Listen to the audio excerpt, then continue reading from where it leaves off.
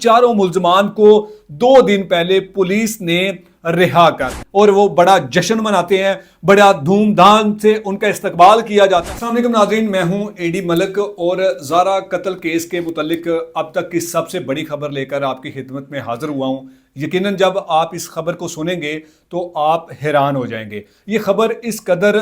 तहलका खेज है, ये खबर इस कदर दर्दनाक है, ये खबर इस कदर हैरान कर देने वाली है कि जब आप सुनेंगे तो आप हैरान होंगे कि आखिरकार इतनी जल्दी ये कैसे मुमकिन हो सकता है। नाज़रीन इकराम,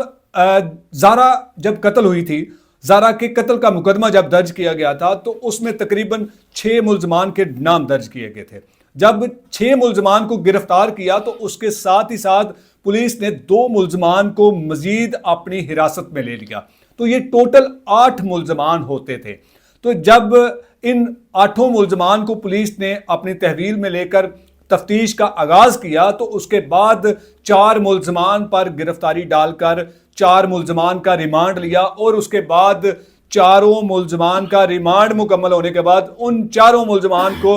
जेल कस्टडी में भिजवा दिया। लेकिन बड़ी खबर इसमें क्या है वो यकीनन आप सुनना चाहेंगे और मैं आपका टाइम ज़ाया किए बिना उस बड़ी खबर की तरफ आता हूं।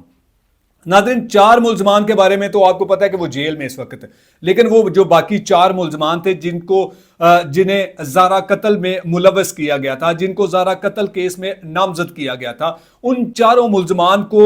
2 दिन पहले पुलिस ने रिहा कर दिया। पुलिस ने उन 4 मुल्जमान को बेगुनाह करके उनको उनके घर भिजवा दिया। अब ये 4 मुल्जमान कौन है और इनको पुलिस ने गिरफ्तार करने के बाद, इनकी तफ्तीश मुकम्मल करने के बाद बिलाखिर इन्हें बेगुनाह कैसे कर दिया, ये सबसे बड़ी खबर है। और जब ये खबर ज़ारा की फैमिली सुनेगी और मेरे पास जब ये इतलात पहुंची थी तो मैंने ज़ारा के वालिद से भी राब्ता किया तो वो भी बड़े हैरान हुए थे। वो एकदम से सकते में आ गए कि आखिर ऐसे कैसे हो सकता है। मुझे ऐसे लग रहा था कि जैसे पुलिस ने इन मुल्जमान को छोड़ने से पहले या छोड़ने के बाद शबीर साहब को जो है वो मुतमईन नहीं कर सके थे या फिर उनको आगाही नहीं किया था। तो जब मैंने शबीर साहब से पूछा कि जो ज़ारा की नंद सबा और उसका बेटा और शबीर और एक अजान, जो ये 4 मुल्जमान थे, इनको पुलिस ने 2 दिन पहले छोड़ चुकी है, तो फिर वो हैरान हुए कि मुझे इस खबर के बारे में अभी तक नहीं पता, मैं इसकी तस्दीक करने के बाद आपको ज़रूर बताऊंगा। नाज़रीन, मेरे पास ये इतला पहुंची तो मैं इस खबर के पीछे उसी गांव में आज दोबारा कोटली मरला पहुंचा। मैं कोटली मरला पहुंचा तो मुझे वहां पर लोगों ने बड़े हैरान कुन इंकशाफ किए और वो अपना नाम जाहिर किए बिना और नाम जाहिर ना करने का वादा करके उन्होंने मुझे बताया कि जब ये जो ज़ारा की नंद सबा थी ये अपने गांव वापस आती है अपने बेटे के साथ, अपने जेठ शबीर और अजान के साथ, तो इनका रवैया बड़ा मुख्तलिफ था। मैं बड़ा हैरान हुआ जब मैंने उनसे पूछा कि मुझे उनके घर लेकर जाएं, तो उन्होंने मुझे बताया कि वो इस वक्त घर पर नहीं है, उनके घर पर ताला लगा हुआ है। मैं उससे मजीद जो है वो हैरान हो गया कि ऐसे कैसे हो सकता है कि जो सबा जिनको पुलिस ने तफ्तीश करने के बाद छोड़ दिया है तो वो अपने घर को ताला लगाकर कहाँ भाग जाते हैं। शायद उन्हें मेरे आने की, मेरी टीम के वहां आने की इतला किसी ने दे दी थी, तो वो उसके बाद ताला लगाकर घर से गायब हो चुके थे। थोड़ी ही देर बाद हमने वहां पर इंतजार किया, कुछ लोगों से हमने मुलाकात की, तो लोगों का यह कहना था कि जब सबा अपने गांव वापस आती है, आकर वो बताती है लोगों को कि जिस तरह से पहले मैंने आपको बताया था कि सुगरा को जब पुलिस ने पहली दफा गिरफ्तार किया था तो उसके बाद गिरफ्तार करने के बाद जब इन तीनों माँ बेटियों को छोड़ दिया था पुलिस ने, तो ये वापस अपने गांव आकर लोगों को कुछ जो सऊदी जो रियाल थे वो दिखाने की कोशिश करती है, पैसे निकाल कर दिखाने की कोशिश करती है और लोगों को बताती है कि हमने अगर कोई ऐसा जुर्म किया होता तो हमें पुलिस क्यों छोड़ देती। अपने गांव में जब वो पहुंचती है और वो बड़ा जश्न मनाते हैं, बड़ा धूमधाम से उनका इस्तकबाल किया जाता है कि आखिरकार हम बेगुनाह थे, हमने ऐसा कोई जुर्म किया ही नहीं था, तो हमें पुलिस क्यों गिरफ्तार करती, मजीद हमें पुलिस अपने पास क्यों रखती। अब इसी क्यों का जवाब लेने के लिए मैं जब उनके घर पहुंचा तो उनकी जो बूढ़ी सास जिनका मैंने मौक़िफ़ लिया था और उनके साथ मैंने सबा की बेटी का भी मौक़िफ़ लिया था, जब मैं ان کے گھر گیا تھا لاسٹ ٹائم جب میں نے جو صبا کی ساس ہے اس کا میں نے انٹرویو کیا تو اس کی بیٹی سامنے بیٹھے ہوئے کیمرے کے پیچھے بیٹھے ہوئے زاروں قطار رو رہی تھی. اور جب میں نے انٹرویو لینے کے بعد مجھے انہوں نے کہا کہ انکل ہماری بھی بات سنیں, ہماری ماں بے قصور ہے, ہمیں ہماری ماں واپس چاہیے. میں نے اس بیٹی کو بھی اس کے آنسو دیکھ کر, کیونکہ بیٹیاں تو سب کی سانجھی ہوتی ہیں, میں نے اس بیٹی کا بھی موقف آپ کے سامنے رکھا, میں نے صبا کی ساس کا بھی موقف آپ کے سامنے رکھا. دیکھیں تب تک شاید یہ مظلوم تھے یا نہیں مظلوم تھے, لیکن انہوں نے ہمیں اپروچ کیا, انہوں نے ہمیں کہا کہ ہمارا موقف لیا جائے, ہم بے گناہ ہیں. ان کا موقف آپ کے سامنے رکھا. اب جب میں واپس ان کے گھر, جب صبا کی رہائی کی خبر ملتی ہے تو میں پھر ان کے گھر جاتا ہوں اپنی ٹیم کے ساتھ, تو وہاں وہی ساس بوڑھی صبا کی ہمیں ملتی ہے, اور ان کا ملنے کا جو انداز تھا وہ بالکل مختلف تھا. میں حیران ہو گیا کہ دیکھیں کچھ دن پہلے ان کا رویہ کس طرح کا تھا اور آج ان کا رویہ کس قسم کا ہو چکا ہے. میں نے ادب و احترام سے ان ماں جی کے ساتھ میں نے سلام کیا, میری ٹیم نے سلام کیا, اور پھر اس کے بعد ان کا رویہ اس طرح کا تھا کہ انہوں نے ایک لمحہ یا ایک لفظ ان کی زبان سے نہیں نکلا کہ آپ بیٹھیں ہم آپ سے بات کرتے ہیں, جو آپ بات پوچھیں گے ہم آپ کو بتا دیں گے, وہ چاہے آف دا ریکارڈ ہو وہ چاہے آن ریکارڈ ہو. لیکن انہوں نے ایسا ہمارے ساتھ سلوک کیا, ایسا رویہ ان کا تبدیل مجھے محسوس ہوا. سوچیں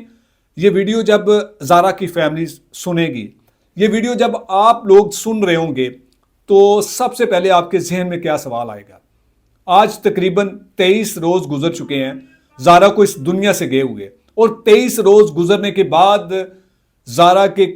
جو قتل میں ملوث ملزمان تھے, جنہوں نے زارا کے قتل کے بعد جب زارا کا والد, غمزدہ والد, اپنے بیٹی کی تشویش جب انہیں ہوئی, میری بیٹی کا نمبر نہیں مل رہا, تو وہ اس گھر میں جاتے ہیں.